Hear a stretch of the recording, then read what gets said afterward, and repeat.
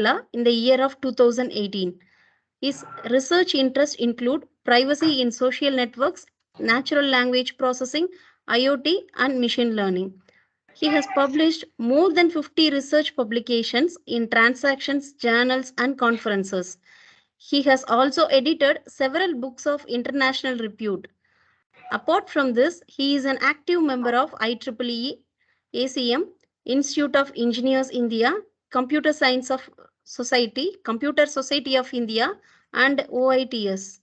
I welcome you, sir. Thank you, ma'am. Thank you. Good afternoon to all present here. Yeah, thank you, sir. We would be delighted to have the participant suggestions and questions at the end of the presentation. Without any further delay, we would like to start the session. Thank you very much for joining this session, sir. Sure, Over to okay, you, sir. Okay, ma'am. Thank you. Just a minute. Let me share my presentation here.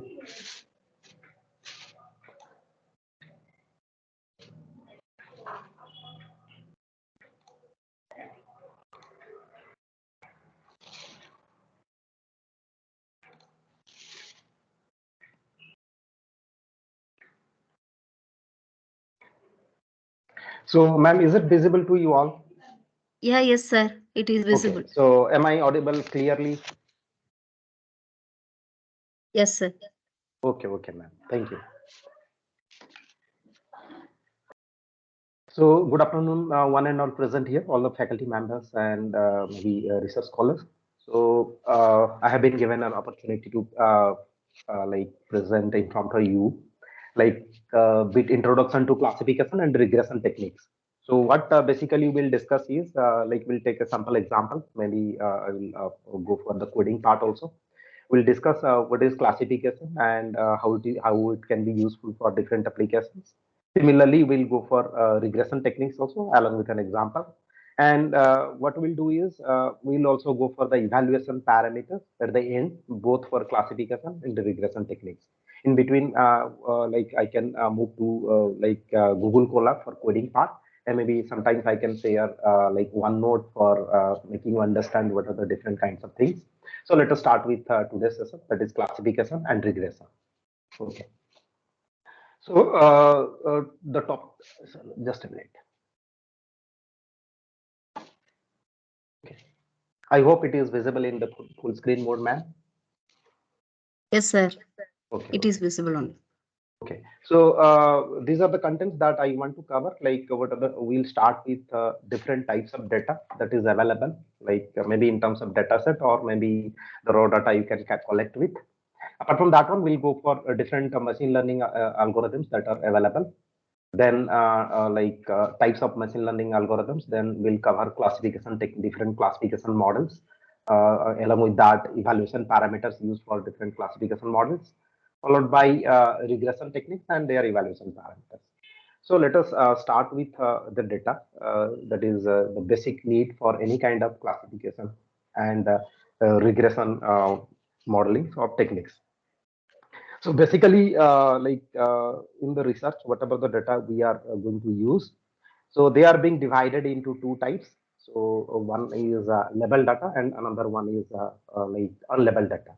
So first we have to understand like what is the difference between these two, like what is label data and what is, sorry, just a minute.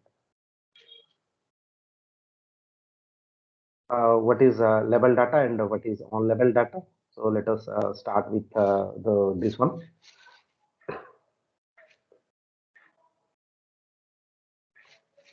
Okay, so we'll start with, we'll try to understand what is the difference between label data and on-label data. Okay, so I hope like all the faculty members, you are well acquainted with the database management system, DBMS. There is a subject in BTech. So in case of database management system, what we use is like it's a kind of tabular data. So the tabular data that we have used in case of relational database management system contain some rows and columns. So let us assume some of the columns will be there like this. So these are certain columns, like suppose column 1, column 2, column 3. Like there will be n number of columns. Similarly, like some of the records or row will be there, like record one, record two, row two, row three, up to maybe some m number of columns will be there. So once this table will be there in terms of some row and columns, like some different values will be there. Like if at all we'll consider regarding the student data. Okay, so there will be here, like suppose maybe roll number of the student. This will be roll number, then suppose a name, then suppose here age, then gender. So many informations are there here. Okay, then here in case of the row, like suppose it is for roll number one, like suppose I will take with roll number 101. So all the information regarding the roll number 101 will be here. Similarly, the second row will corresponds to the second student. All the information like roll number, name, age, gender, and all the required informations are being stored here. So you have also used Excel kind of thing where this you row and column of data are there. Okay, so then what is the difference between the database management system, a table that we have used conventionally, and the data sets that nowadays people are using for machine learning and AI applications? Here also, in case of the machine learning and AI applications, we may come across certain kind of tables, like having certain row and columns. So in case of the database management system, whatever the terminologies that is used for the row is, maybe you can say it is a row, or you can say it is a record. Okay, or you can say it is a tuple also, like those belongs to computer science, they may have idea about this one.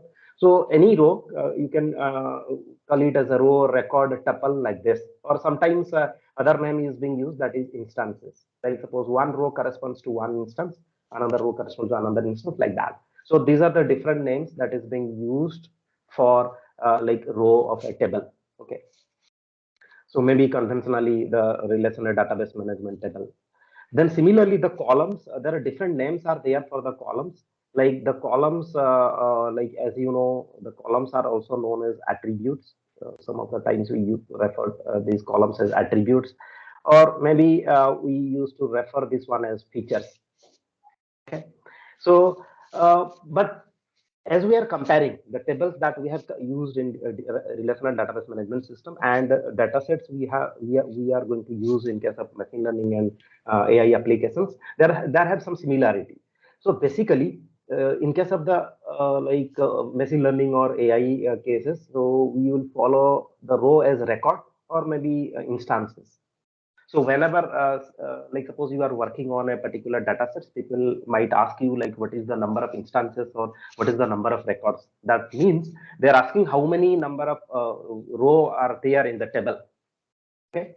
Or the information about how many, you may say number of students or maybe information regarding number of images are there. So they are asking in terms of that one. So number of row present in the table.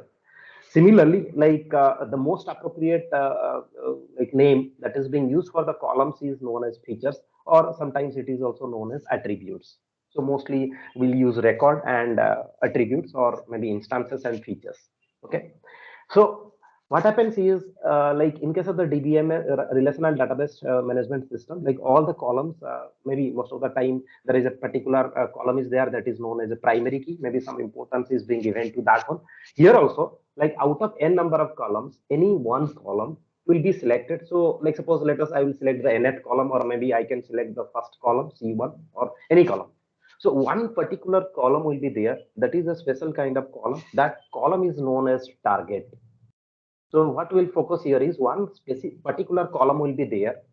That is a special kind of column. It can present anywhere. It can be the first column, second column. So no need of being a particular position. But mostly people used to keep it at the end. But it is not necessarily that you have to keep the target column at the last. So what is this target? So this target, other name for this target is known as class label. Okay. So the other name for this one is target or class label. So this is a special kind of column present in the data sets. The name is target column or class label. So what is there in that one? Because we are discussing label data and on-label data, this particular column, which is known as a target or class label, basically present in case of the label data. Like let us consider, like suppose we have a data set over this email data sets, and our intention is to predict whether the particular email is a genuine email or is a fake email. Okay, so whether it is spam or ham. So what we'll do is like there are two kinds of email possible, either spam email or ham, or you can say non-spam email or genuine email. So what is there? If at all you want to keep all these email informations here, maybe that email number will be first column will be the email number. Second column will be maybe the content of the email. The third column may be the subject mentioned in the email. So maybe a fourth column will be the sender, then fifth column will be the receiver. Like that, so many informations will be there. Maybe time of sending. It can be many columns. That means many features can be there associated with a particular email. But out of this many features, like with the sender, subject, receiver, timing, content. So there will be one special kind of column will be there that is known as a class level or target. What is the use of that class level or target in case of the email spam detection dataset?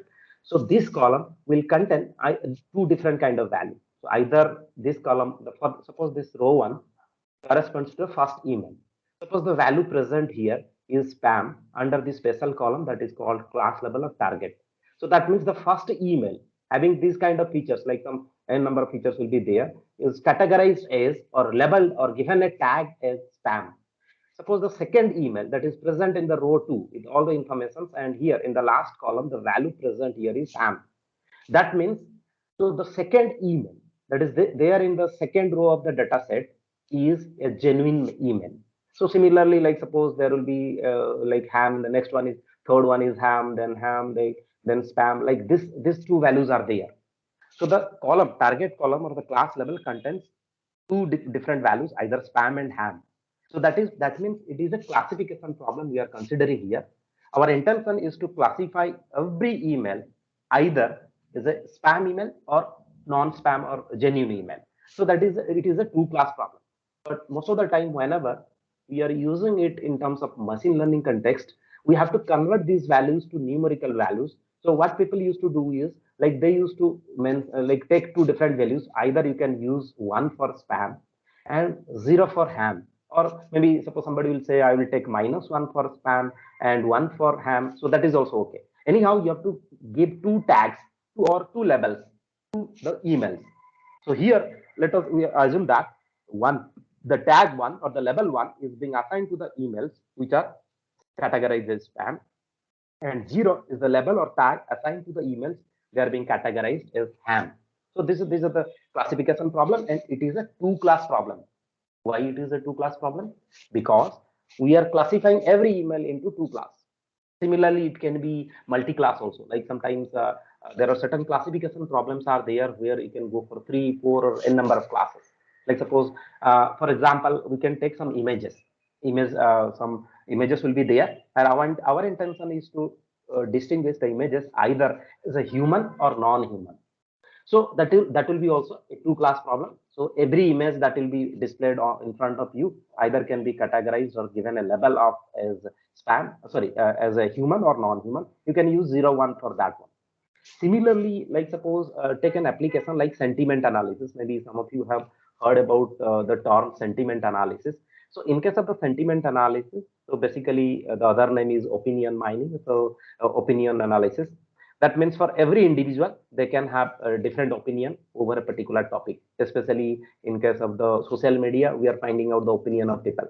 So the opinion of the people can be positive over a particular maybe a topic, or maybe a scenario or happening anywhere.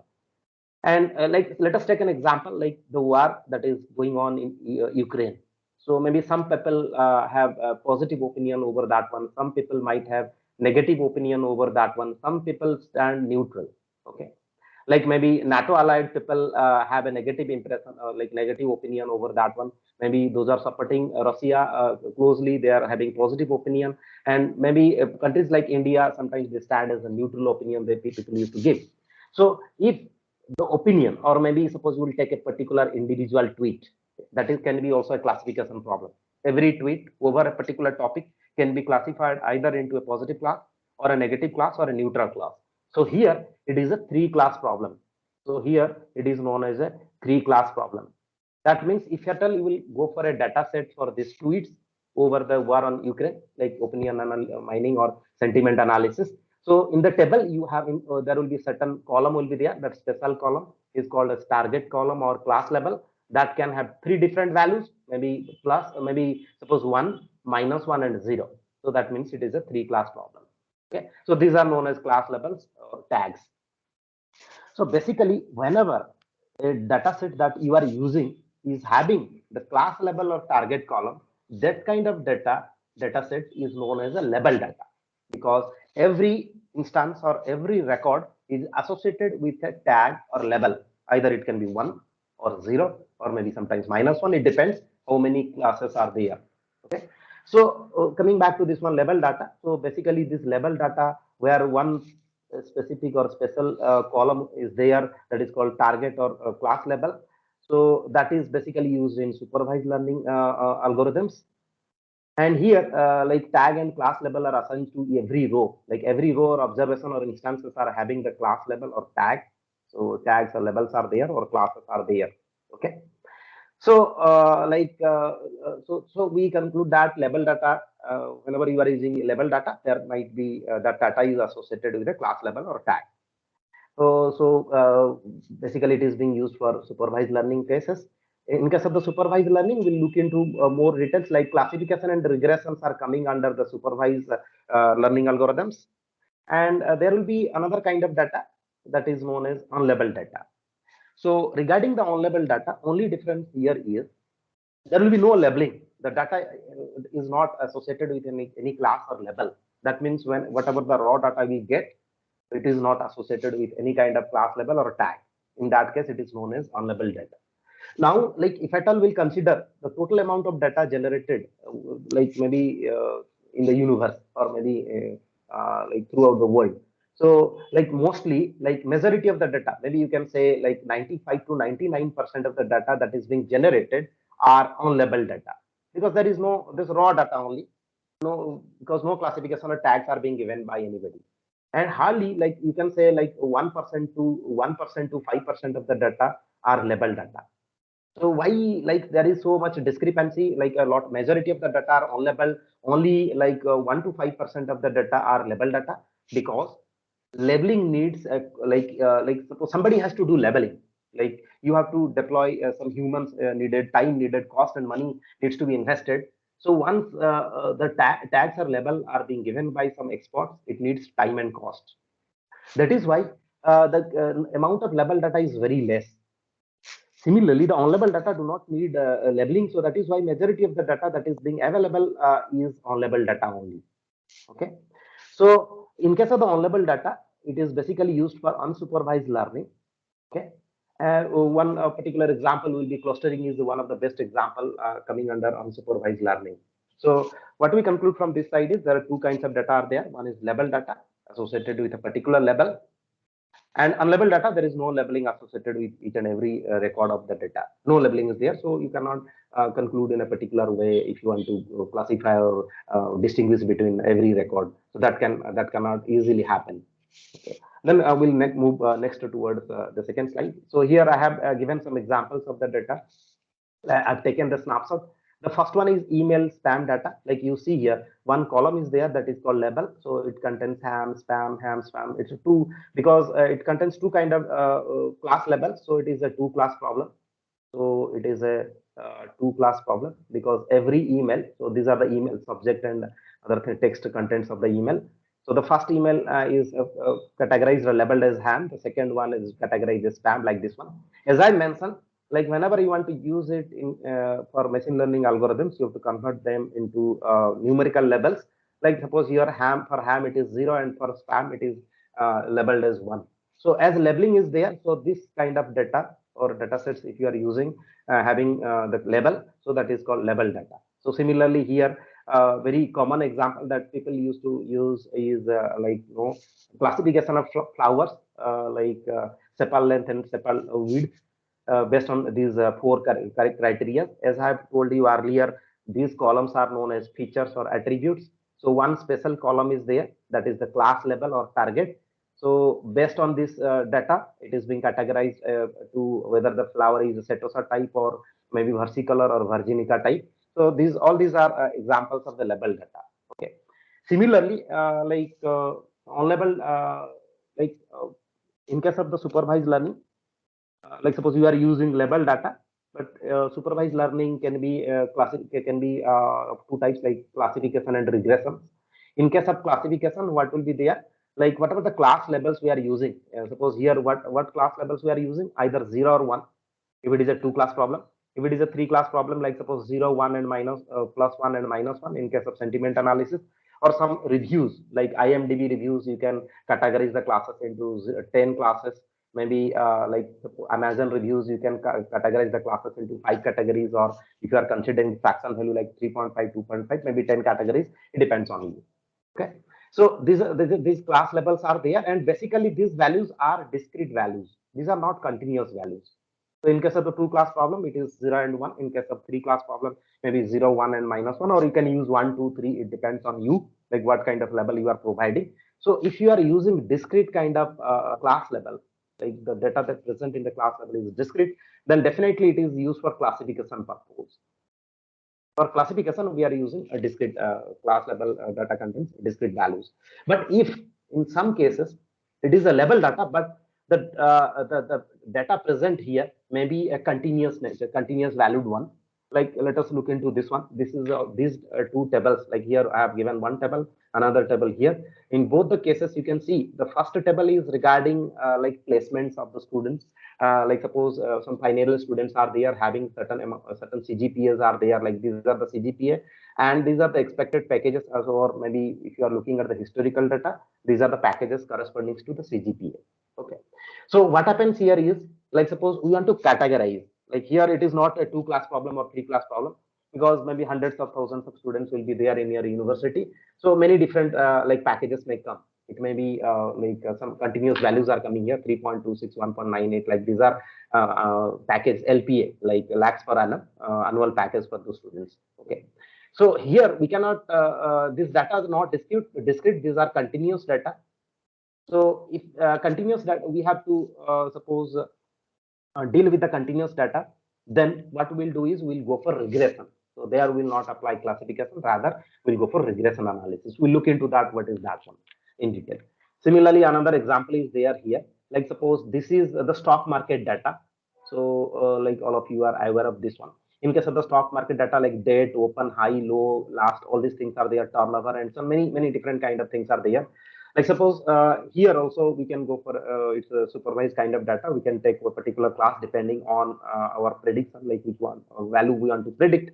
That can be a continuous value. So all these values you see are continuous values. So if you are using this kind of data, then you have to go for regression rather than the classification. Okay.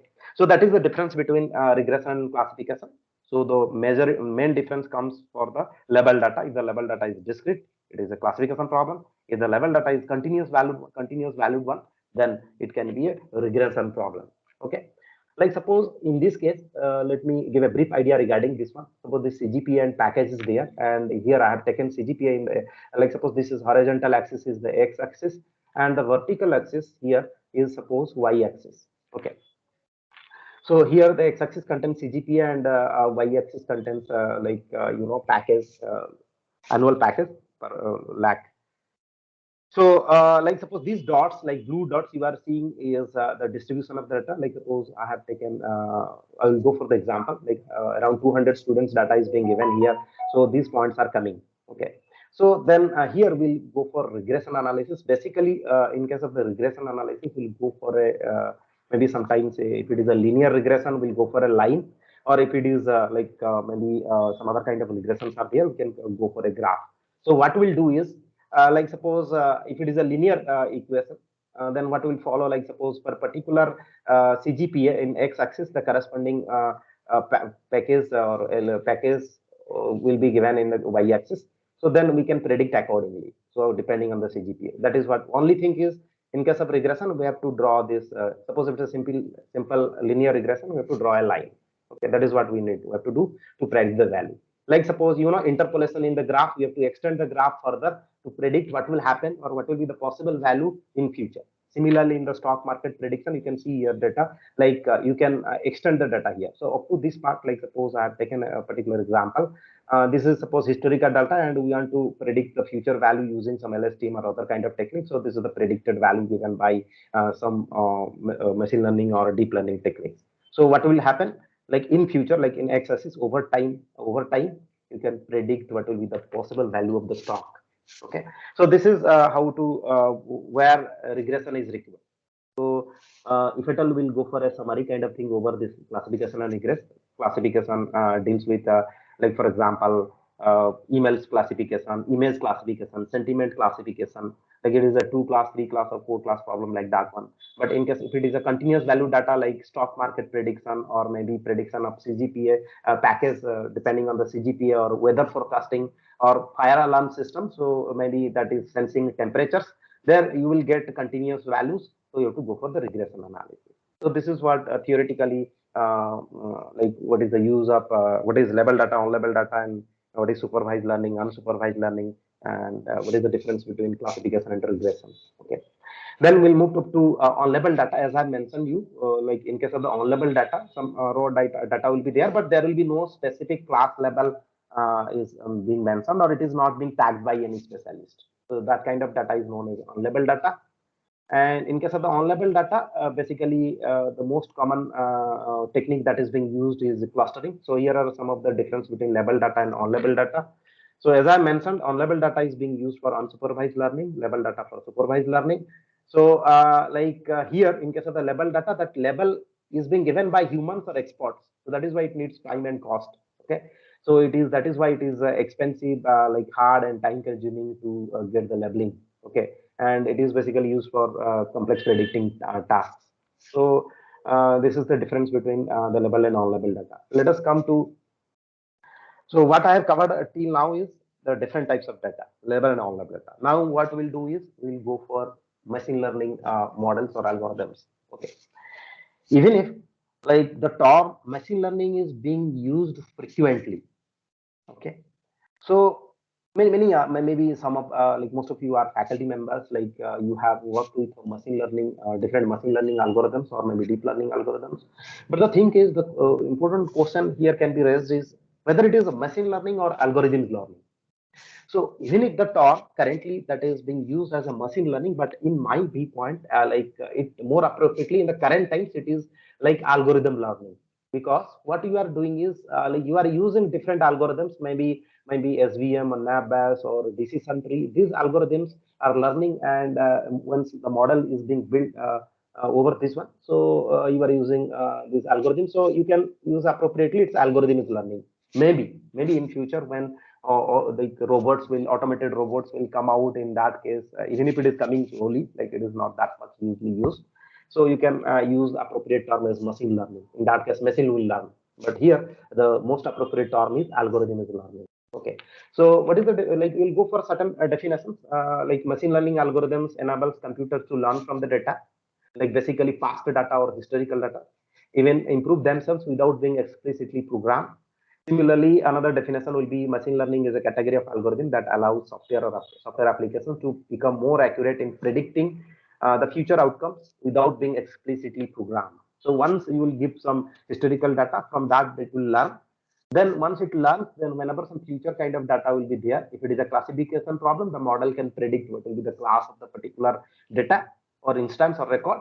Similarly, if it is a regression, then it can predict what will be the value, maybe in case of the stock market, what will be the stock value tomorrow, or maybe if it is a weather forecasting data, whether it will rain after 15 days or not, so it will predict accordingly. So one more thing, whether it is a classification or prediction problem, 100% accuracy may not be achievable. Okay, so everyone is trying to get near to 100%, but what happens is in real life scenarios, getting 100% accurate models is almost near impossible. Okay, so so there are different kind of machine learning models are there, like categories are supervised machine learning, uh, like where label data is being used, unsupervised machine learning where unlabeled data are being used. Then there is another kind of machine learning is there, that semi-supervised machine learning. It is even if it is not being used like not being explored by many, but there is a scope of doing this one. We'll go bit through this one. What is semi-supervised learning? So it is you can say it is a mix of this one, like combination of both supervised and unsupervised learning. Then there is another kind of machine learning is also there, like reinforcement learning. We'll go through details each of one. Okay. So here, this diagram classifies this different types of machine learning. Like as I have told, like supervised machine learnings are there. In case of the supervised machine learning, as you know, like it can be a regression problem if the target column or the special class level contains continuous values. Like applications are like population growth predictions, maybe weather forecasting, and then market forecasting. So like this. In case of the classification, like disease diagnostic, like whether a particular person is having cancer or non-cancer, diabetic, non-diabetic, like that one, or credit card fraud detection, like whether a particular transaction of the credit card is fraud or genuine. So it's a two-class problem. Image classification, whether human and non-human, or maybe a particular object you want to classify. So it is a classification problem. So these are coming under supervised learning, regression as well as classification. Similarly, like unsupervised learning, where on-level data is being used, so the like majorly clustering approach is being used there. So we'll not focus much on that one because our intention is to cover these two parts in bit detail. Okay. Similarly, dimensionality reduction is there coming under unsupervised learning, and we'll also look into the reinforcement learning coming nowadays. Okay. So come to the supervised learning. So as I told you earlier, supervised learning is a technique where you are being given with a labeled input data. That means the data set is having a particular column or class level or target. So it's a label data only. So then what we'll do is, like in case of the supervised learning, as the word learning is there, so we have to correlate it to with the real life to understand like how actually these algorithms are learning based on this level data. Like suppose during our school times, maybe like suppose you take the child, they're starting with arithmetic or some other kind of thing. Like suppose a class one student is there, maybe the class standard one student is there. The student is learning like addition. Let us say like the student is learning addition. So what is the process that is being followed in the real life to make a child to learn how to do additions? Okay, maybe starting with one digit addition. So what happens is basically in our Indian system, like schooling is spanning over one particular class is spanning over 1 year. Like if you will exclude maybe the holidays, maybe 2 months summer vacations, so it will be 10 months learning time is there. So throughout the year, like 99% of the time, or you can say 95% of the time, maybe out of 10 months, like suppose 9.5 months are being utilized by the teachers to give certain examples to the students. Like suppose in case of the addition, what the teachers will do, like every day the teacher will come with some examples, like maybe some questions, and the teacher he or she will solve it in the class. Like the teacher will give also answer, like answer to each and every question. So this process will continue. What the child will do, every day the child will get certain kind of question, then the teacher will solve it, and finally the teacher will give the answer. That means throughout the 90% of 95% of the time throughout the year, the student is being given is a question as along with the answer.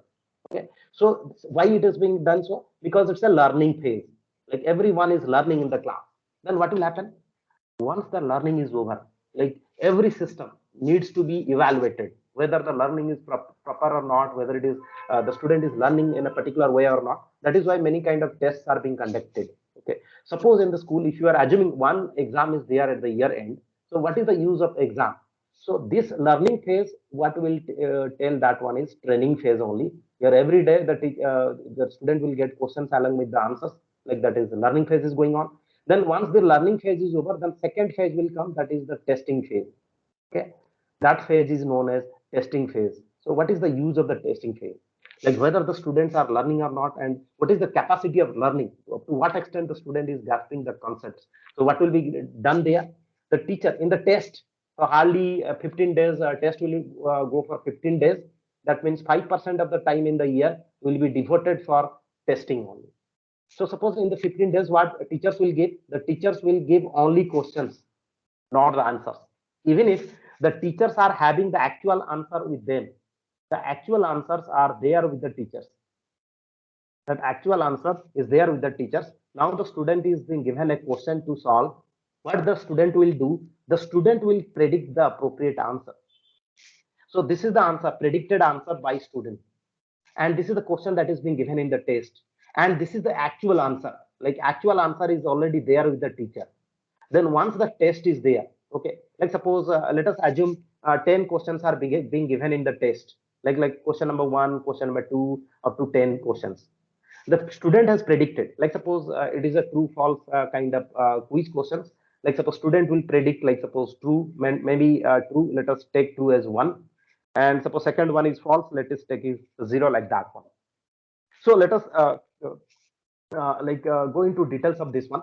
Like the questions, what we'll say is these are the data that is being given to you, and the predicted answer, the answer predicted by the students. Like suppose we'll take, it's a two class problem, true or false kind of answers are there, like one and zeros, like 1 0 1 1 0, like these many values are there. And this is a question number 1, question number 2, question number 3, all these things are there. Now how to evaluate the students? Like the student has already done his or her part. He has given the answer in terms of 1 and 0, like true and false. Now what the teacher used to do is, the teacher used to compare the actual answers, like some kind of actual answer will be there here with the teacher, and predicted answer by the students.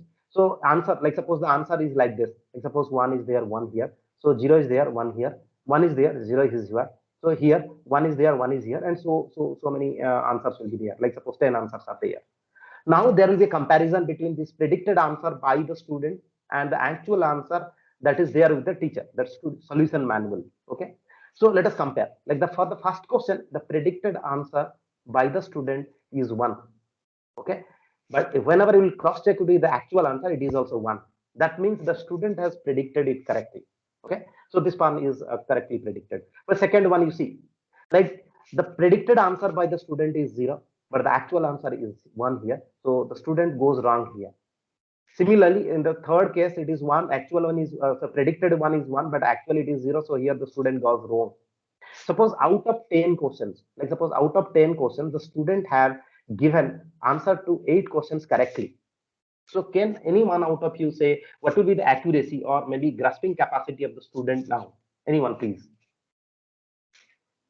What will be the what will be the grasp capacity in terms of percentage? If you'll see, like out of 10 questions, the student has given correctly answer to the 8 questions. Anyone, please? What will be the capacity here, or you can say what is the accuracy of the student for giving answers? Anyone, please? Anyone out of the audience?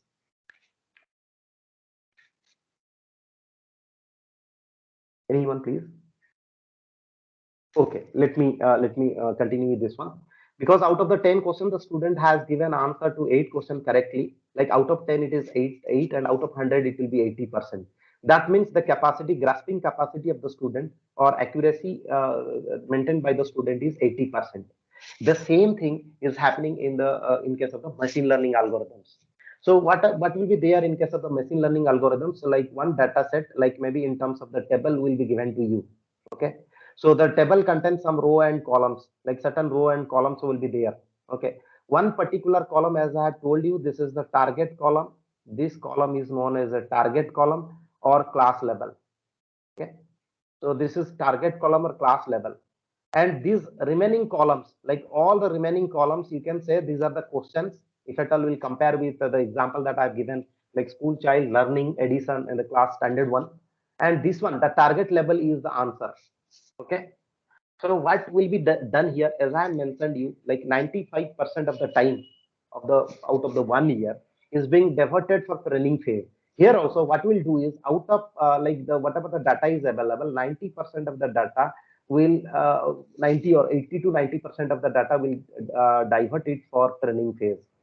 So in case of the training phase, what we'll do is like we'll provide the questions and as well as the answer. That means suppose here we will take 90%, like suppose this part is 90% of the whole data, this part is 90% of the whole data. So this is the question part.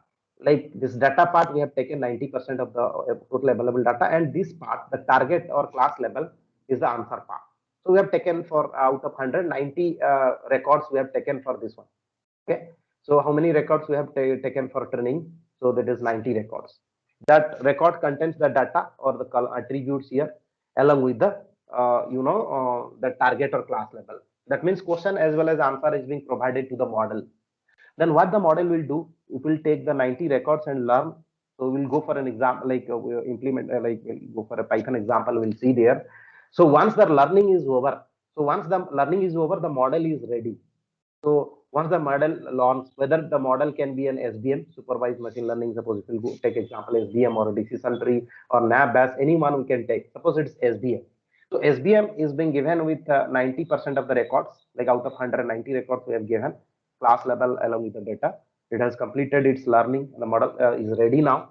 Now for the remaining 10% of the data, what we'll do is for the remaining 10% of the data, that class level corresponds to the remaining 10% is known as like predicted, actual answer. This one for the remaining 10% that is being used for testing purpose. So for the testing purpose, what we'll do is we'll use remaining 10%. Okay. So this remaining 10%, the actual answer is there here. The class level is there. So that actual answer will hide it, will not provide it to the model. What we'll provide is we'll provide the model only the data, or you can say only questions are being provided. Then what the model will do, as it has learned out of 90% of the data, it will try to predict some values. Like suppose it's a two class problem, then it will predict some values in terms of zeros and one. Then the predicted values or predicted answer or predicted values will be there. Then as I have told in the previous case, there will be comparison between actual answer and predicted answer. That means actual class levels and predicted class levels, like actual class level and predicted class level comparison will be there.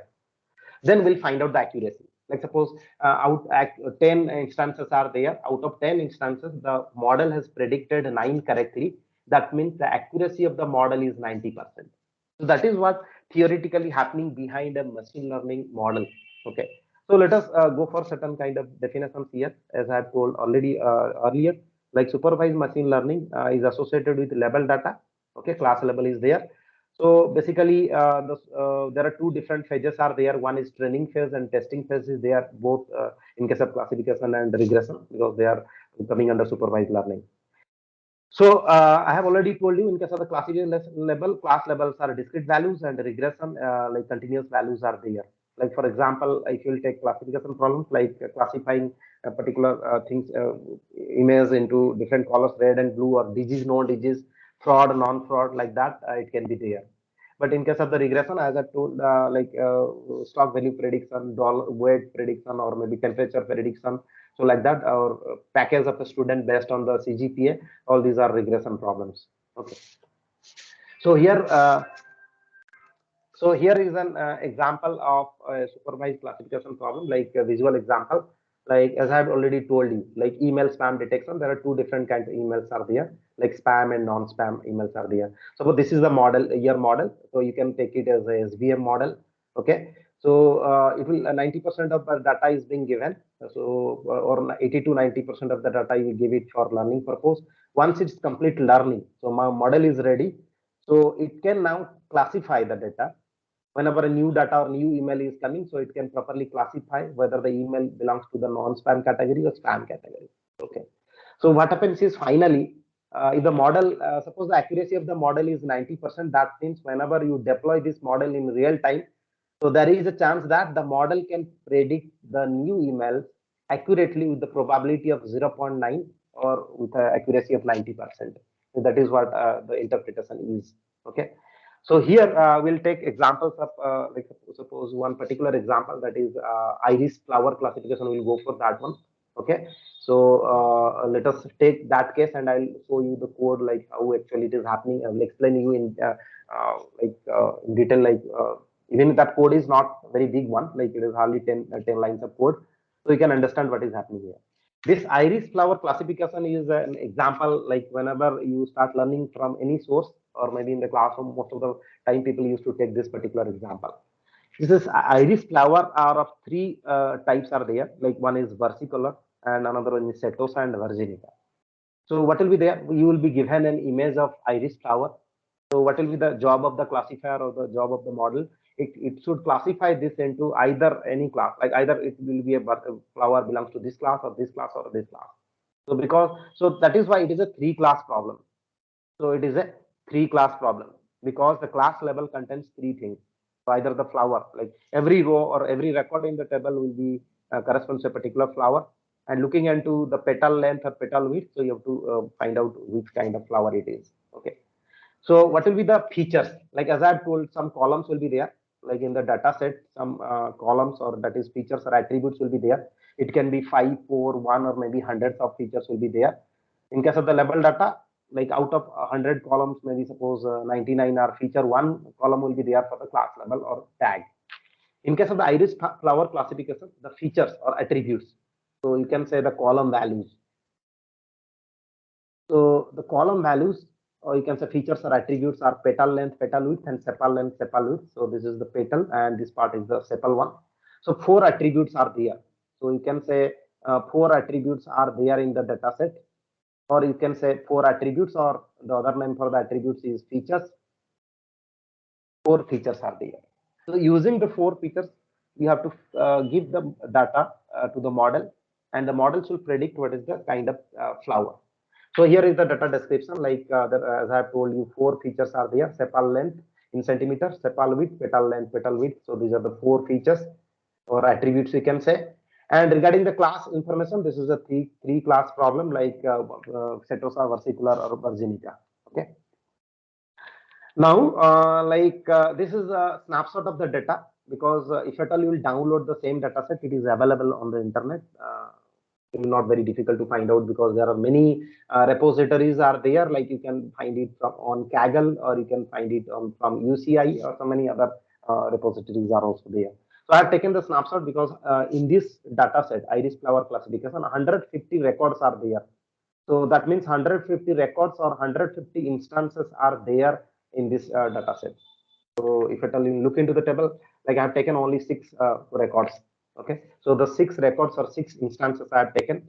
These are the attributes, like or features: sepal length, sepal width, petal length, and petal width. This is the class level, or you can say this is the target. Okay, so if at all you compare with this one, with the example I have taken, like addition, learning of a class 1 student for addition. So this is the question that is being given, and these are the answers. So these are the answers associated with that one, target or class level. Okay, so this is the data description. So here, as I've told you, 150 rows are there, 3 classes are there, and in the data set contains no missing values. Sometimes what happens is, whenever you're collecting data sets, some missing value can be there. There are many different methods are there to deal with that missing value. So here is the overall picture for this iris flower classification problem. So here, like you see, number of instances is 150. 150 records are there. These 4 things are features, like 4 features are there, or it is known as attributes, measures, and dimension. One column, special column is there, that is called class level or target, as I told you. And how many values are there in the target column? 3 values, like 3 different kinds of flower. So it's a 3 class classification problem. Okay, so the dimension of the table, if somebody will ask, will be 150 into 4. Like it is 150 records are there, and 4 columns are, like 5 columns are there. So this dimension will be 150 like into 5. Okay. So if at all, like we'll go for a particular example over this one. Like suppose these examples are extensively used by anybody who used to learn initially this one, this classification problem. So we'll look into just a minute. So what we'll do, like we'll look into a particular example over this one, like how to do this classification, so that you can understand it properly.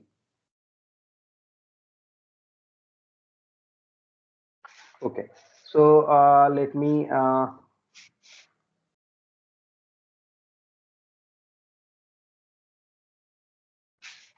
take an example.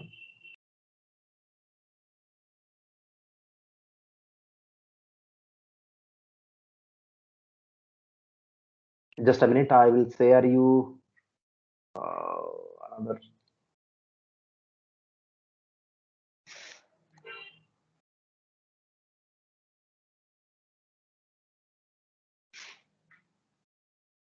Just a minute.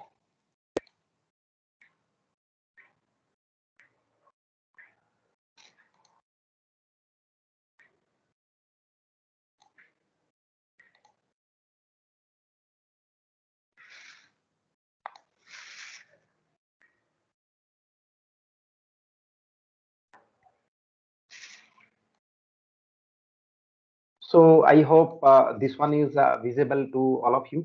I have shared a Google Colab window has been shared with all of you. So is it visible to all of you? Sir, it is not visible, sir. Okay, okay, just a minute, ma'am. Let me share it again. Just a minute, ma'am. Okay, sir. Okay.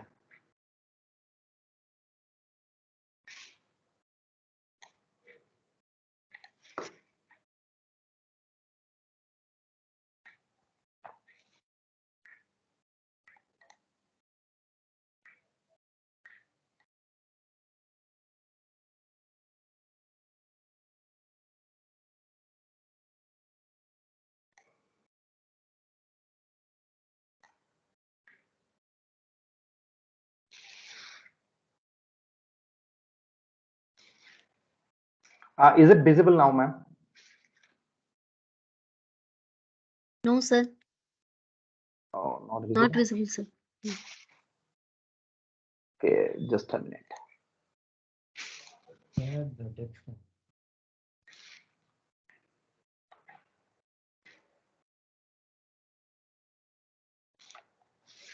Sir, now it is visible, sir. Okay, okay. So this is supervised learning. It is written to Google Colab, window is visible. Yes, sir, it is visible only. Okay, okay, okay, okay. Okay, So sir. I have already done it bit earlier. So let me explain you like how actually these things are happening, like how the classification is being done for this iris data set. Okay. So you can reproduce the code. I'll share it with you. This is also available on net. It's a very common example one. Like there is a site called scikit-learn, like for machine learning using Python purpose. A lot of libraries and other things are available. So what we'll do is like from scikit-learn, sklearn, you have to import the dataset. So here I have imported the iris dataset. So the command here is like iris dataset dot load iris. So you can see here. So once you run this one, so that iris dataset will be there. Okay. So then what we'll do is, as I've told you, whenever we'll get the dataset, like you have to split it into two parts. Like initially whatever the data set is there, that one part, as I told you, if it will compare with the question and answer kind of thing, one part will be the data part, another will be the level one. Okay, so the data part, what we'll do is like let us take the data part as that x equal to iris dot data, and the special column, one column that is corresponds to the class level, or you can say target is there. So we assign it to the variable y. So what we are doing is, initially we are splitting the whole data into two parts. Like class level will be one part, that is y, and remaining all the columns will belong to another part, that is called x, that is iris data, that means question, and that y is answer. Okay, so once you divide these two things, data part and the target part, to separate kind of things, then we'll go for a trend test split. So what I have told you earlier is, majority of the data, because we'll have two different phase, that is a training phase and otherwise the testing phase. So we have to split the data into train and test split. So what we'll do, like out of this x, whatever is there here, okay, so this like data part will take maybe suppose let us say we'll take 80% for the training purpose, let us say. So 80% out of that data or data part will take for the training one. Okay. So here that again that x will be divided into two parts. 80% will be for the training, and remaining 20% will be for test. So here you see like x train and x test are there. Similarly, from the class level, we'll divide into two parts. Like y train, 80% will take for training, and the remaining 80% or 20% for the testing. So that is why, so initially we have splitted the data into two parts. One is x and y, class level and remaining part. Again, we are splitting each like x into two parts, like training and testing, like x train, x test.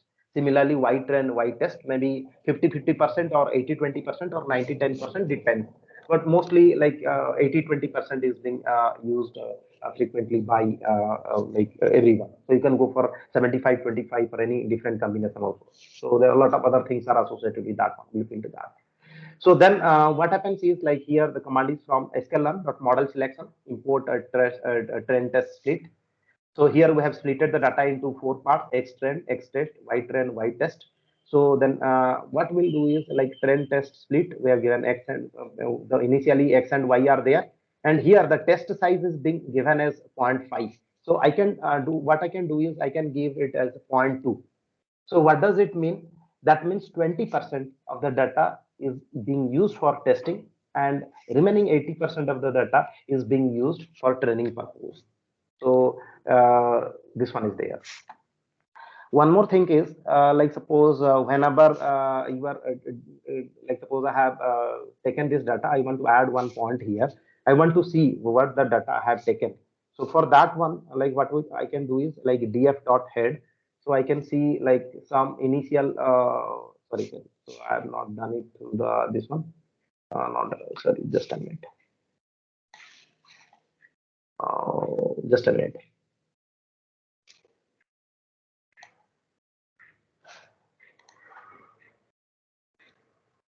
So let me.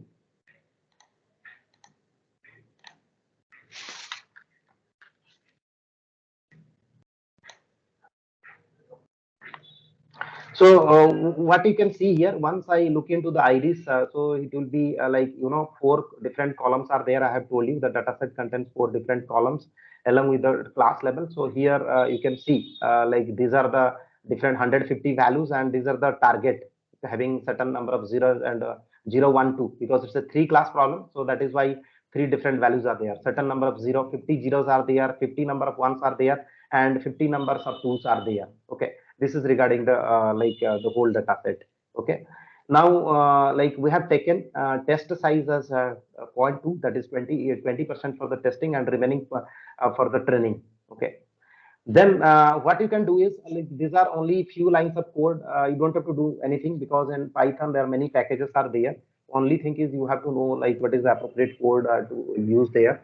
So here what we will use is a decision tree classifier, like from sklearn, because we are using scikit-learn import tree. So here is the classifier, tree.decision tree classifier we are using. So this is the classifier that is being used. So what will be there? Like we have selected a particular classifier.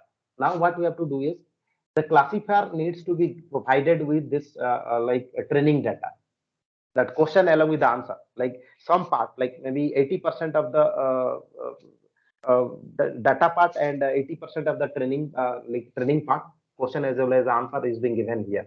So there is a function called fit function, classifier.fit. What it will do is it will train the model. So now what we'll do once you use this one, classifier.fit, so it takes to x train and training data like x train and y train, question as well as the answer.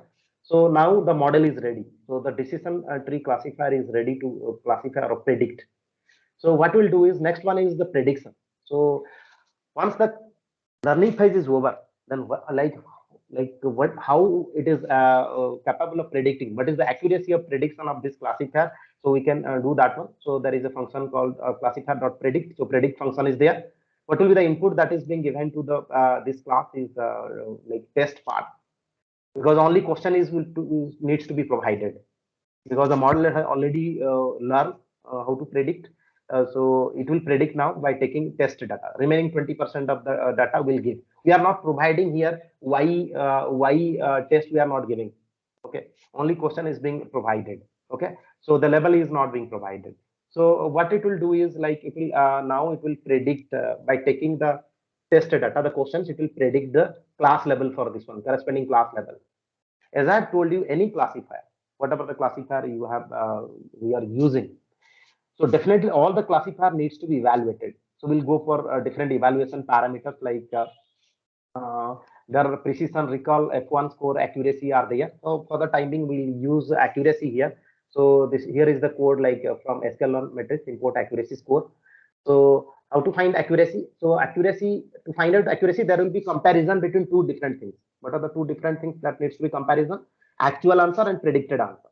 So this Y test is the class level out of the test part that is there. That is actual class level, and this is the prediction values. In the previous step, you see these are the predictions that is the classifier has predicted. There will be comparison. As I have told you, like suppose 10 questions are being given to a student.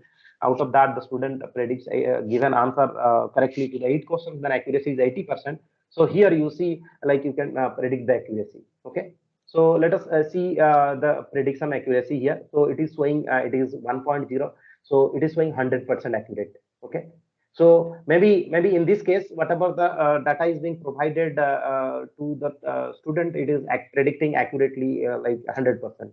Suppose if at all we'll go for instead of point 2, like suppose let us start with 0.5, like 50% for the test size. Okay, then we'll rerun every part, like we are using the same classifier, decision tree classifier. So here the fit function is being used to train the model. Prediction dot predict function is used to predict like for predict the model. Now if at all will find out the accuracy score, like what is the prediction accuracy, now it is coming to be 90.66% or 0.90. So you can say the accuracy of the model whenever you are giving 50% of the data. In this case it may be different for every run, because it will take randomly any 50% for the training and the remaining 50% for the testing, so you may get different results. So here the result that is being provided is 90%. That means with 50% of the data, the machine in this case is predicting the output or the class level with an accuracy of 90% or the probability of 0.9. Okay, apart from accuracy there are many other things are also there. Like suppose if you go into detailed classification report, like here precision is there, recall is there, F1 score and support is there. Support is the number of instances like out of which it gives the correct answer. So we'll look into that one, how many instances are being used in case of the test one, like 25 cases used for test purpose, this 24 for the second class for testing purpose, and 26 for second class. We'll look into all this evaluation parameters shortly. So this is how actually like classifier works. Hardly you see here once the data is being splitted, so only few lines of code is there. So if you are not very good at Python once, you can start it. Hardly you can learn the whole Python in one day only. It will not take much time. Okay, so then the more you practice, you can understand what is happening in the background. So let us go back to my slide. Just, I'll share it again. So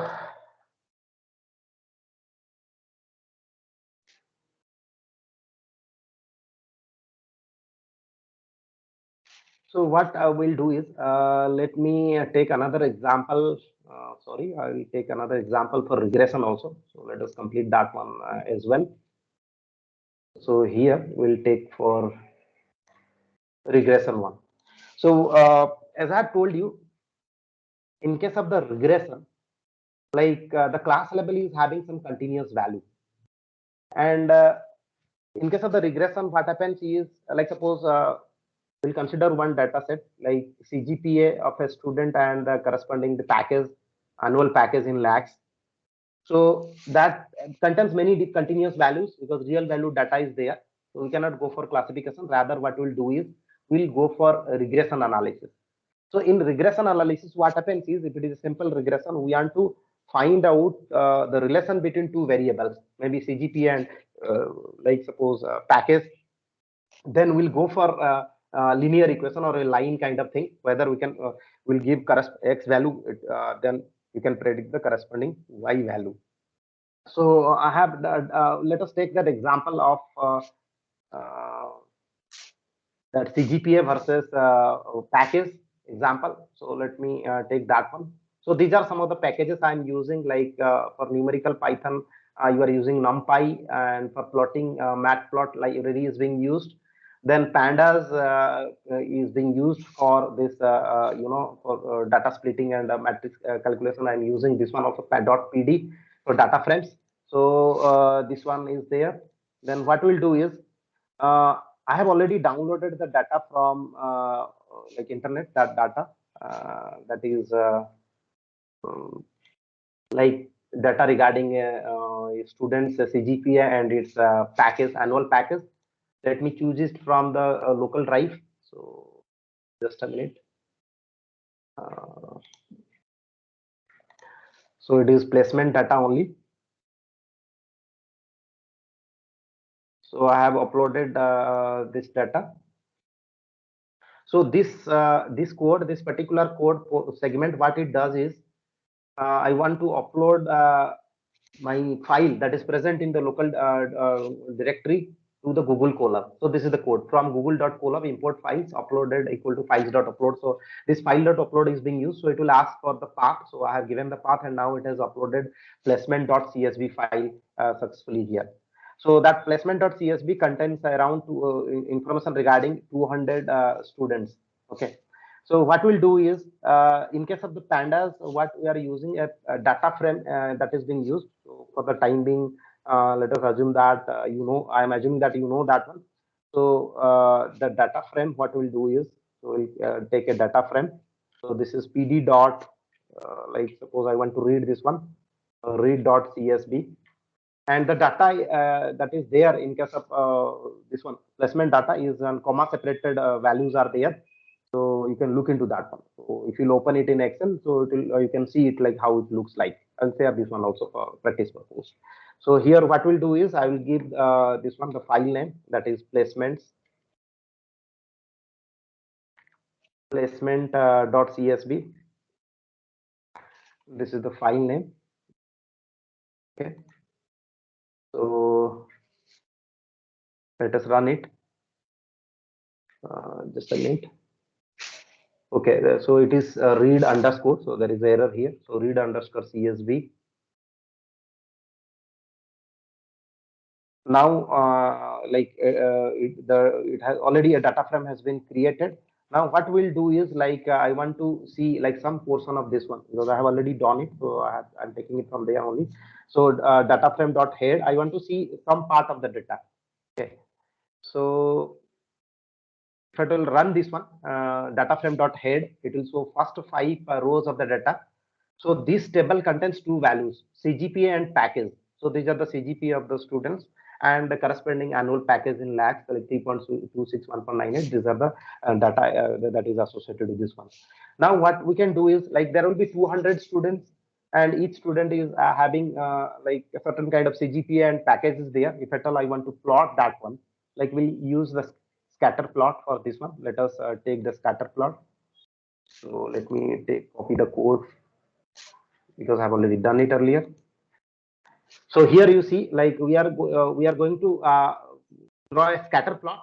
Like one axis will be CGPA and another one will be package. So what we'll do, that X level corresponds to CGPA and the plot Y level corresponds to the package in lakhs per annum. Okay, so let us look into that one. So here you see what is happening here. So scatter plot is coming. So in the x-axis you see the CGPA. So hardly it is 10 lakhs. Maximum is 10 lakhs per annum. The minimum one is like 4 lakhs. Sorry, the minimum CGPA is 4 and the maximum CGPA is 10, as you know. And in the y-axis, what is there? That package, annual package in lakhs, like starting from 0 to maybe up to 5. So there are 200 points are there here scattered around this one. So what we'll do is, what is the observation out of this one? Like the data, because different students having different CGPA are getting different packages, there will be certain deviations also. Like what we'll do out of this one? Suppose we have to predict, like suppose a question will be, you will be given a CGPA, like suppose 9.8 or 9.9. You will be asked to predict the percent package in lakhs per annum. What we'll do for this one, will try to get a line that is like almost close or well fit to all this data.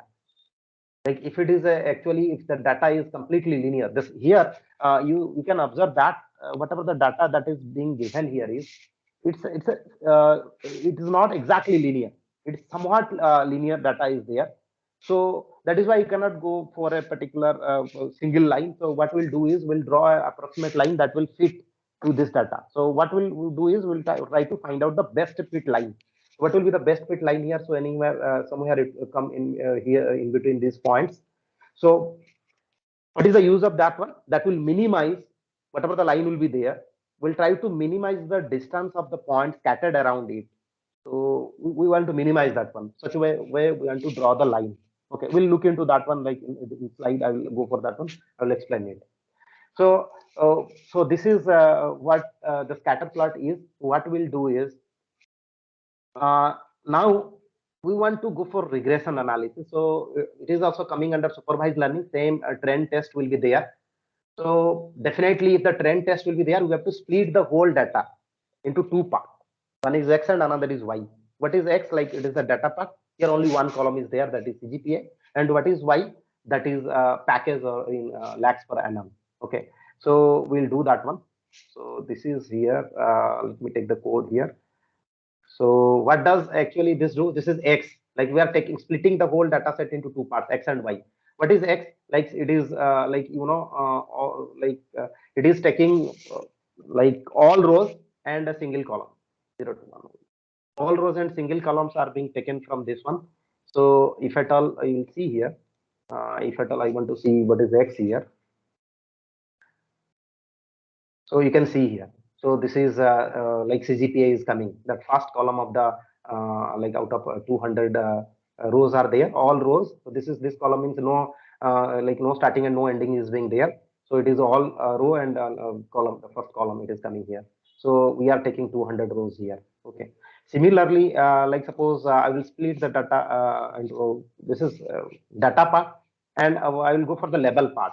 So what we'll do for the label part is the df dot ilog. So it will be same like all row and minus one. Minus one is like suppose if you want to consider the last column only, you can give minus one from the backward the first line. Okay, from the last the first column. So here y is there. So what I have done is I have splitted the data into two parts, x and y. So then what we will do? Let us see what is y. Y is the different values for y. So here, these are the different values for Y. For 200, 0 to 199, it is 200 students are there, and the corresponding packages in lakhs per annum is being given here. So now what we have done, initially we have splitted the data into two parts. One is the data part and another one is the like level, class level. Okay. Then what is the next part? Next part is like we'll go for a trend test split. So out of this X or whether it is Y, we'll take maybe 80% for the training purpose, remaining 20% for the testing purpose. Let me take the portion of the code that I have already with me. Let me explain you what is happening here. So what is happening here is from sklearn model selection import trend test split. This is the code that you have to use for trending test split. So what we are doing is here is for trend test split, X is the data part, Y is the label, class level. Here I have given test size as 0.2. What does it mean? The testing size is 20%, remaining 80% is for training purpose. Okay. And here random state is equal to 2. So can anyone out of the audience tell me what is the use of this random state equal to 2? Anyone? Please, if you know. Okay. In the previous, please, sir. Tamil Arasi. Okay. Tamil Arasi. Tamil Arasi. If anybody is going to answer means just raise your hand. I will allow your mic. Anyone can tell me like what is the use of random state equal to 2 here whenever you are splitting the data into test and training? Okay, let me tell you. Like suppose if at all I will not give this one. In the previous case, I have not given that one. Random state I have not given. So what will be there by default if it will be null? So it will be non, like I'm not selecting any value. So every time you run the code, it will take randomly any 20% for the testing and 80% for the training. So that means every time you run it, it will take a different 80% for the training, you will get different answer. Like suppose if you want to reproduce the answer, that is why I mentioned random state equal to 2. Like the as many number of times you'll run this code, it will take the same part of the data and it will generate the same answer. You can take any non-zero values, a non-negative value here. So basically, people you have I have seen people used to use 0 and 42 for this one, but you can use any value for this one. I have taken 2. Any non-negative number you can take here, so that you can get the same result again and again. Why you will get the same result again and again? Because where that classifier will select the split will select the same 80% of the data every time. Okay, because your training testing splitting ratio is 0.2. So you can look into that one. Okay. So what this at this step what we have done is we have splitted the data into training and testing part. Like training part, train 80% for training out of the data X part and 20% for the testing. Similarly, from the class level, 80% for the training, that is Y train, 20% for the testing, that is Y test. Okay. So this part is done. Now what we'll do is we'll select like, because we are focusing on I'll focus on a simple linear regression only. So that is already there, that package is there. So that is the beauty of Python. You don't have to remember much of the thing. The code size will be very small. So here, what we have select, like from sklearn.linear model, we have imported the linear regression model only. Okay. Now what we'll do is, like, we'll create an object of this one. Even without this also we can do this. So LR is an object I have created for this linear regression model. Let me write.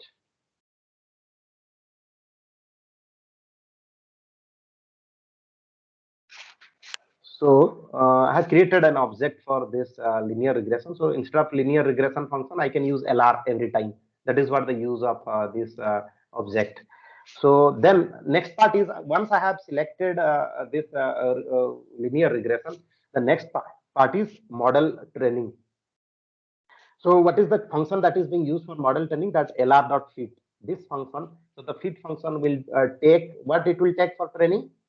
It will take x train, because from x data part 80%, that is training part, we have reserved for training x train for training, and y train, because question as well as answer will be given. Y train also will provide for model, because the model will learn from that one, x train and y train. So this part I have given. So once you run this fit function, lr.fit linear, or you can use linear regression function dot fit also you can directly use. So now the model is ready. Okay. So once the model is ready, what we'll do is, because we have splitted the data into 80-20%. Okay. So now the next part is, let us see like what is there in the test part, because 20% out of 200 students is being reserved for this test part. We can see here what is there. So you can see here in X test, only this many data are coming. 20%, like 40 rows are being selected for the X test. Like you see her serial number 112 student, CGPA is 8.58, like that. Similarly, serial number 29 student, the CGPA is 7.15. This is X test. Similarly, what we can see is what is there actually there in case of the Y test testing part. Okay. So let us see what is there in case of Y test. So 40 values, because 20% are being selected for the testing purpose. So you see here, the first roll number is 112, and the corresponding package in lakhs is 4.10. For the second student is 3.49, like that. So 40 records are coming here. Okay. So the next one is, what we'll do is, because the linear the model is ready, it has learned, because learning is over, because we have used fit function and provided 80% training and from the data part, and 80% data from the training part, from level part for learning. It is over. Now it will predict. So let us see for individual value. I'll see whether it is predicting properly or not. Like suppose lr.predict, then what I will do is, let me take a particular portion of the code and let you know what is happening in the code. Just a minute. Suppose this one, lr.predict. So here x underscore test. So out of the test part, like I'm selecting a particular record that is present at one location. Okay. So that means for the first student, we are selecting this value. Okay. So here, what the model predicts, like predicts that package is 3.89, but if at all you look into this one, like for the first student 112, the CGPA is 8.58, and the corresponding the package is 4.10, but whatever the model is predicting, it is predicting a bit less, like 3.89 lakhs per annum. It is predicting bit less. Why? Because what it does actually is, it is drawing a line like which will fit the data. It will not cover all the points on it. So it will give an approximate value. So it is predicting in that way. Okay. So what we'll do is, now what I can do is, we can further check for other students also, like instead of one you can take other values 1 2, like that one. So we'll go for a scatter plot, and where we'll try to figure out the line also, like we are using the same plot plt dot scatter. Like here we are using two things out of that data frame, cgp and package, because two columns are there only. So here plot, it is taking x train, and the like you see here lr dot predict it will be predicting some value, and the color of the line will be in the red. X-axis will be your CGPA, X level, and Y level is package in LPA, that is lakhs per annum. Okay, let us go for that one. So now you see here, we have already done it earlier. Like here, the scatter plot is like this. We have not drawn the line. This is the distribution of the data, like 200 student CGPA and their corresponding package. This is the distribution. Now, what a linear regression does is it will trying to find out the best fit line.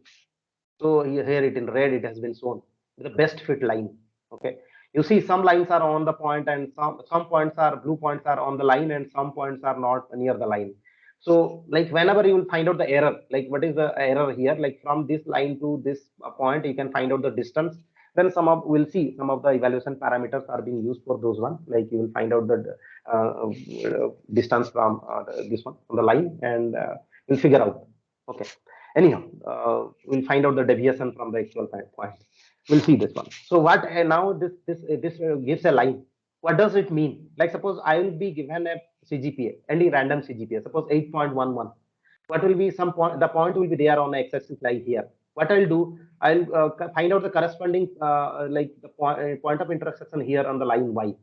And if for this one 8.11, the corresponding value of y will be the corresponding y value I will find out somewhere here.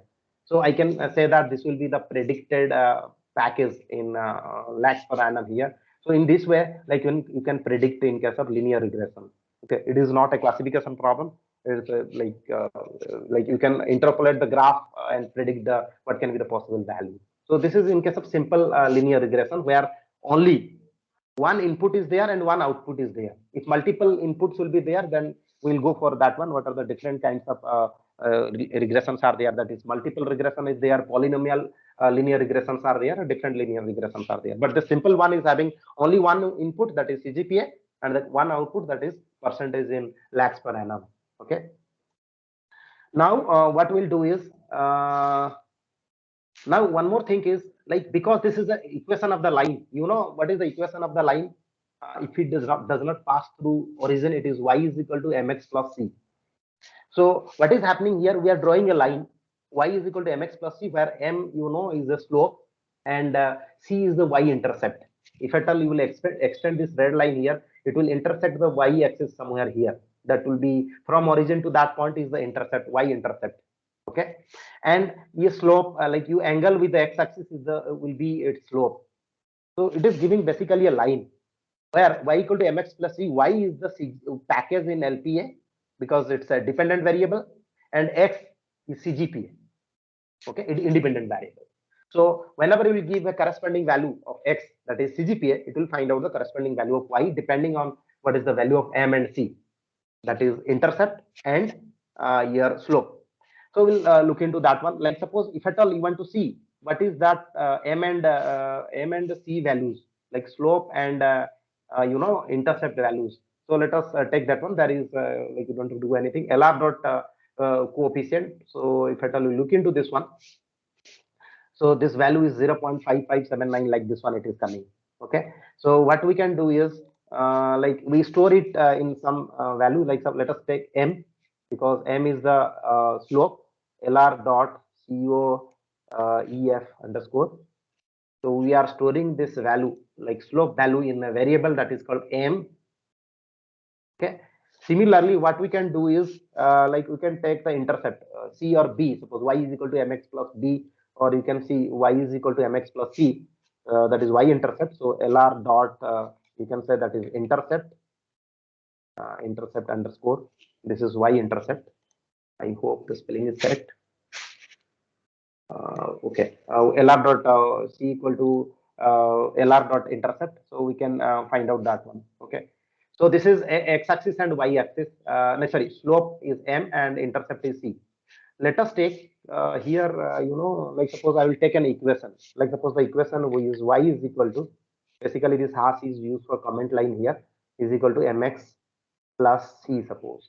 So this is what the line equation of the line I will use. And I know I do have two different values. I have the value of m and the value of c is there. So what I'll do is I want to find out, like suppose you can see here, what is the CGPA of the very first student? It is 8.58. Okay. So let us take that one and find out the corresponding value. What is the predicted value here? So what we'll do is I want to find out M into, because M is the slope, into X. X is the CGPA. So let us take CGPA is 8.58, let us say M into 8.58 and plus uh, Y intercept is C, suppose here. So if at all I'll run it, what it will give here is just a minute.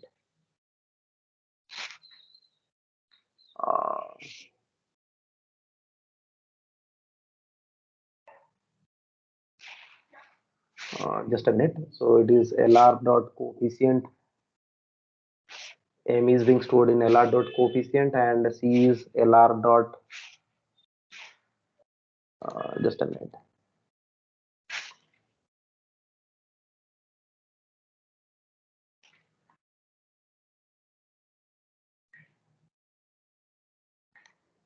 This is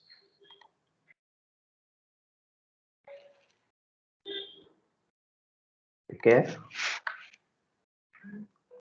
Indentation error is coming. M into, like suppose 8.58, like suppose into that is sorry, plus it is C.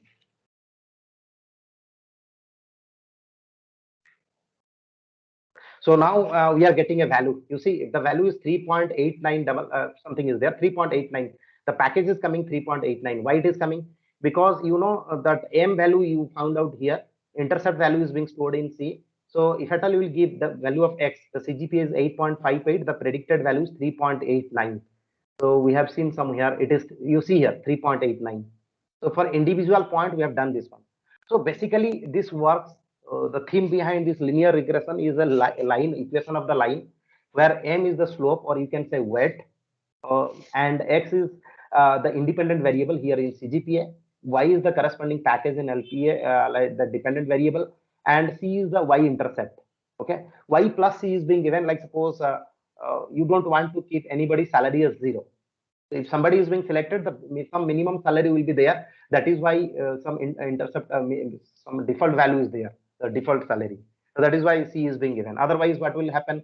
Like suppose somehow, like suppose here this value will be zero, then the corresponding Y value will be zero. That means somebody is being selected with the package zero, so that will not happen.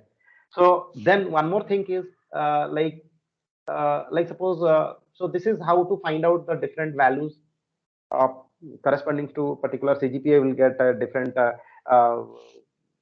package or lakhs per annum. You will get that one.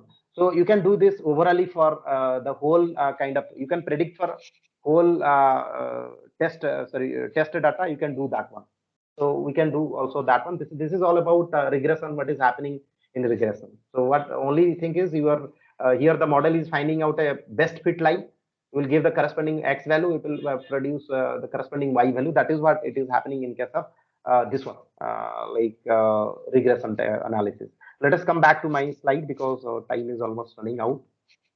Let me share it again, my slides. Just a minute.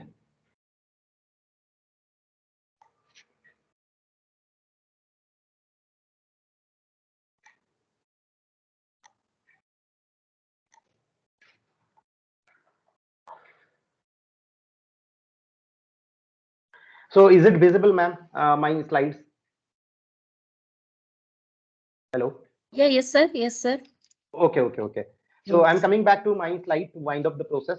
So what we have done is we have seen in case of the regression how actually in case of a simple linear regression, a line is being used to predict the values. Okay. So like there are as I have told, there are different kinds of linear regressions are there: simple linear regression, multiple linear regression, and polynomial regression is also there.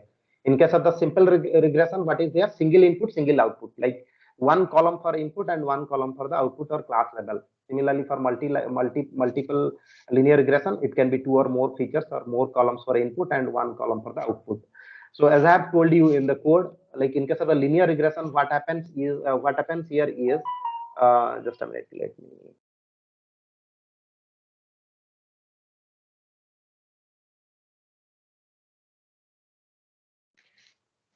Just a minute.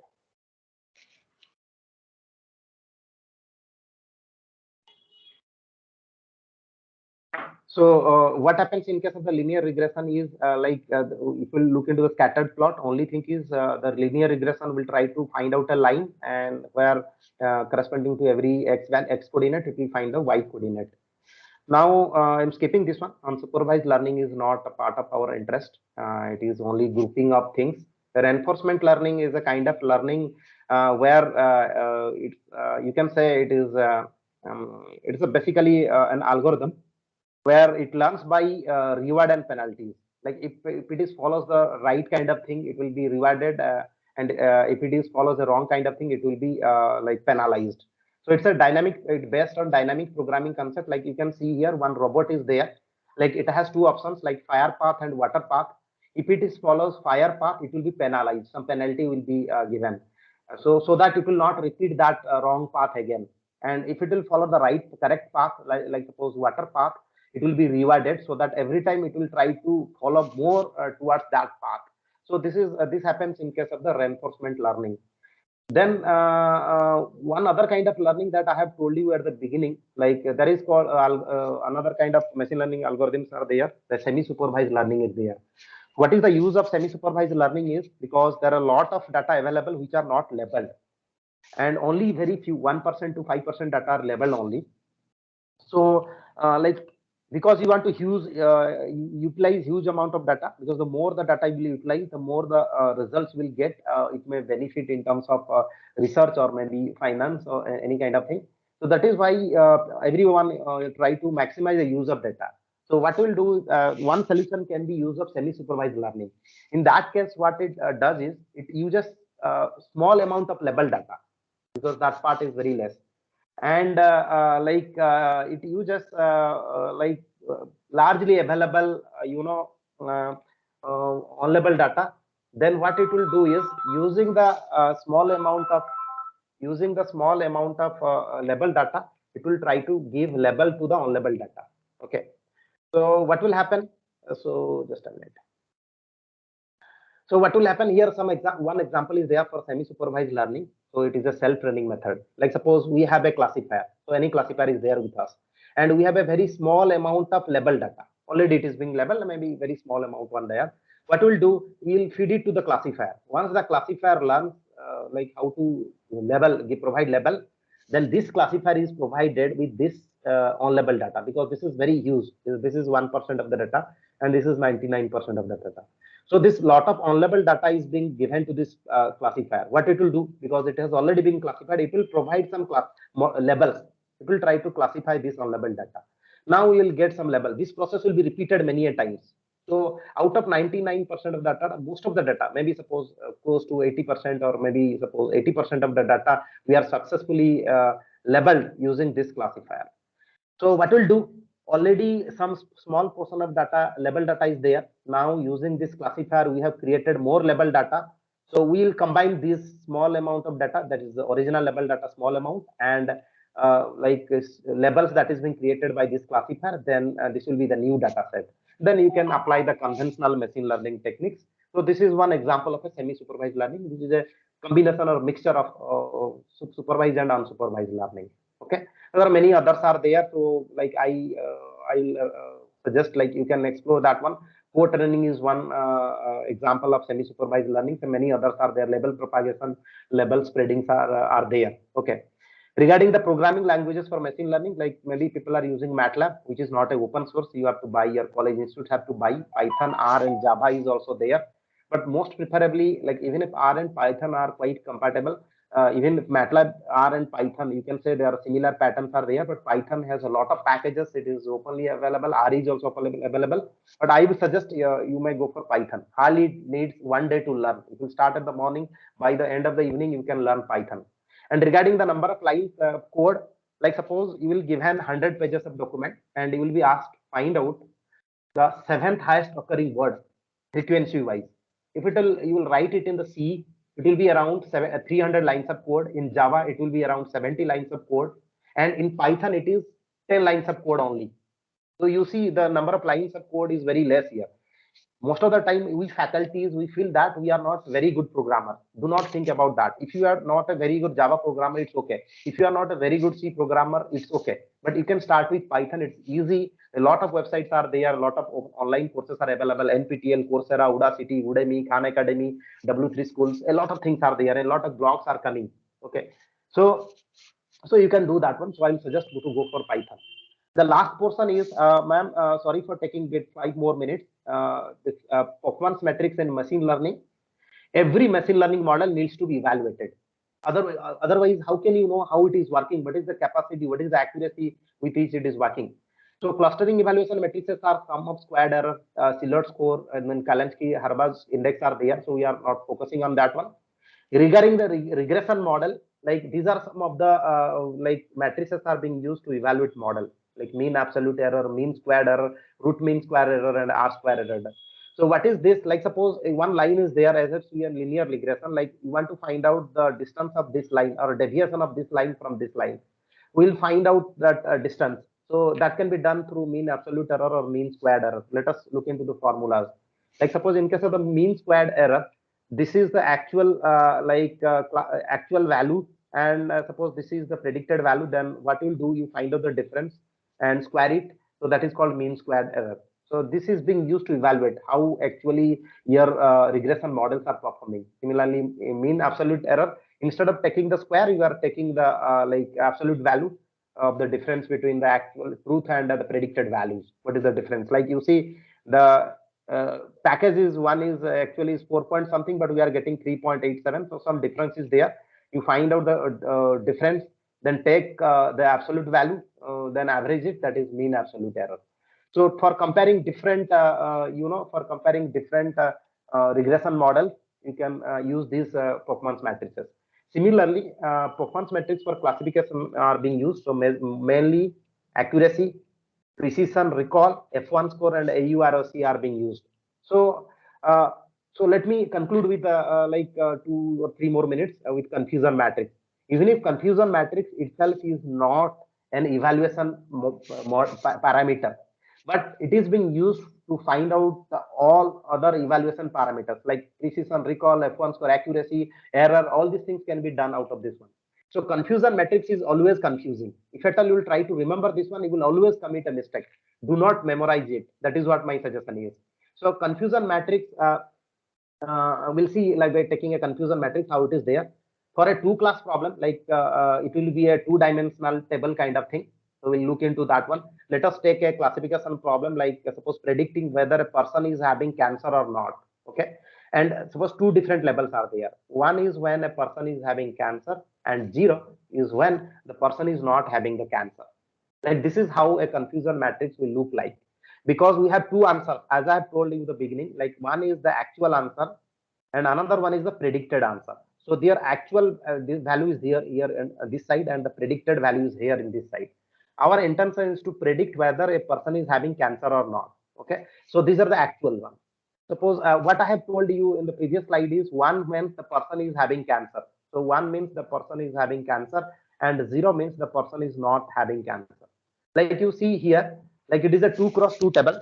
Like actual values, actual positive, when this actually person is having cancer, and this is actual negative, this is predicted positive and predicted negative. So here it is a two-dimensional matrix. 4 different values are there, like true positive, false negative, and true negative. But you don't have to remember this one. If somebody will give, like somebody will alter this one, then how to find out? Like suppose this is the predicted one, this side is predicted one, and this side is actual one. Then how to fill the table? So what we'll do is, let me tell you how to do this one without remembering what will happen. So let me tell you, the second value is always the predicted one. So you have to remember the second one is always the predicted one. What is there here? The second value, that is P. That predicted value is positive. Okay. And what is the corresponding, like here predicted value is positive. You see, if you come in this direction, this is positive. So the second one corresponds to the predicted positive. Whatever the system has predicted or the model is predicted is true, because it is also positive. So that is why it is true positive. Similarly, like suppose if at all we will consider false positive. What is the second one? Second one is the predicted value. So the second one is the predicted value here. So if you look into the predicted side, it is positive. So predicted value is positive. But actually kya hai ye? Actually it is negative. That means whatever the system has predicted or the model has predicted is false. It is not true. That is why it is false positive. Similarly, in case of the false negative, how to find out this one? The second one is the predicted value. You see here, the second one is predicted value. If you will come on the predicted side, it is negative. But actually, what is that? Actually, it is predicted. Actually, it is positive. What is how the system has predicted? It is negative. The predicted value is negative. Whatever the system has predicted is false. That is why it is false negative, because actual value is true. So look into this one. The predicted is negative. You see here that this side, predicted side is negative. But actually, what is that? It is also negative. That means whatever the system has predicted is true. That is why it is true negative. This is how to fill the table. So do not remember this one.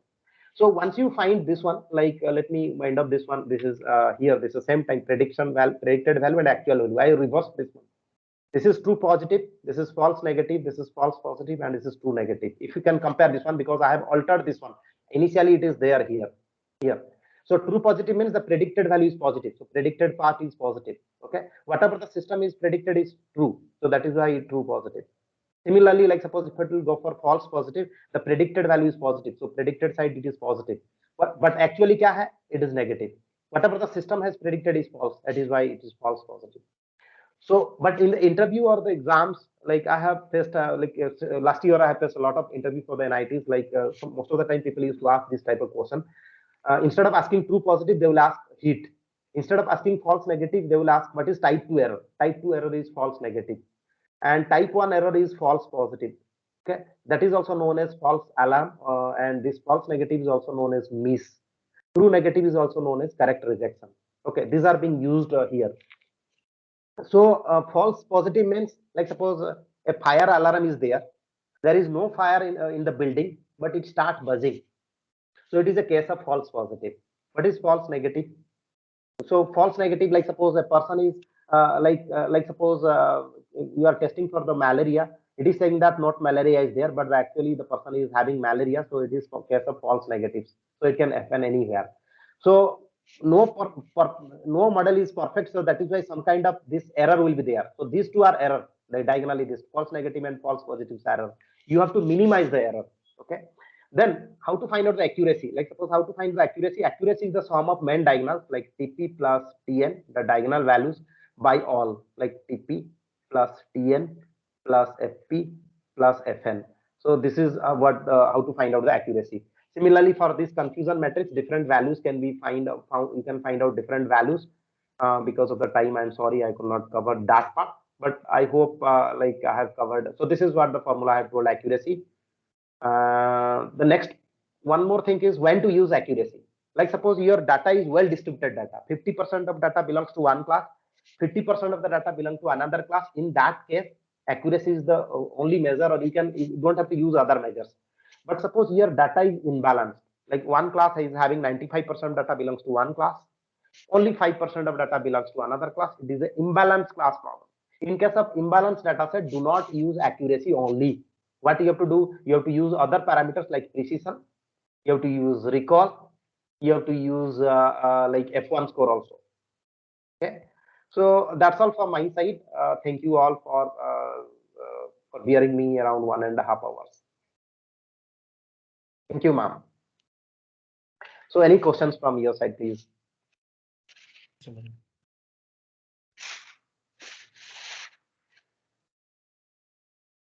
Any question from audience side, please? I request the participants, if you want to ask any questions, just raise your hand. I'll unmute your mic.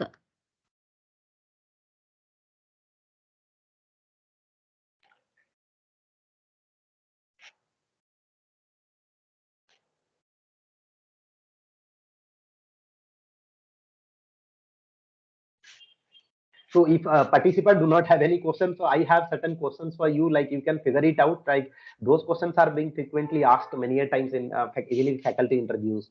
Like suppose whenever you are selecting data, like training and testing percentage 80% and 20%, people might ask why 80-20% only, why not 90-10, 75-25? And if it is an imbalanced data, how to deal with that one? There is a frequent question from what do you mean by overfitting and underfitting? So that is a very frequent one.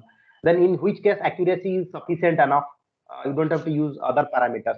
Like if it is a balanced data set, 50% belongs to one class, 50% other class, then accuracy is enough. But if it is not a balanced data set, imbalanced data set, then what is the other solution? Like one more thing is when to minimize false negative, when to minimize false positives are certain questions, the open questions. Okay.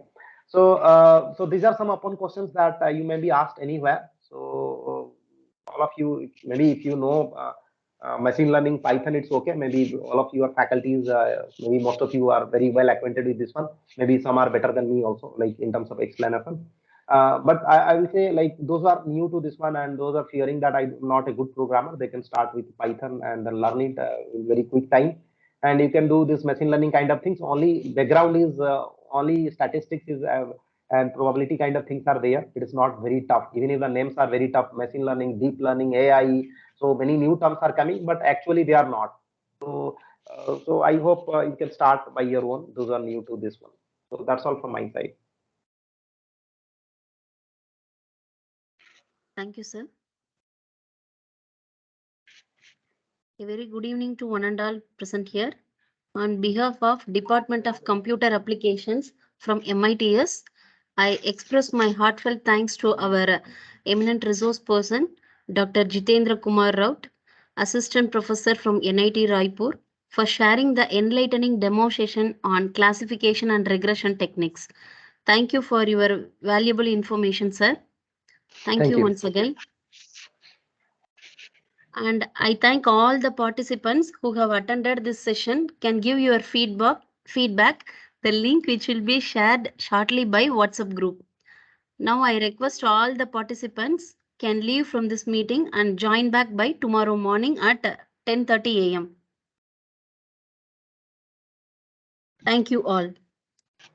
Thank you, ma'am. Have a good day. Thank you, sir.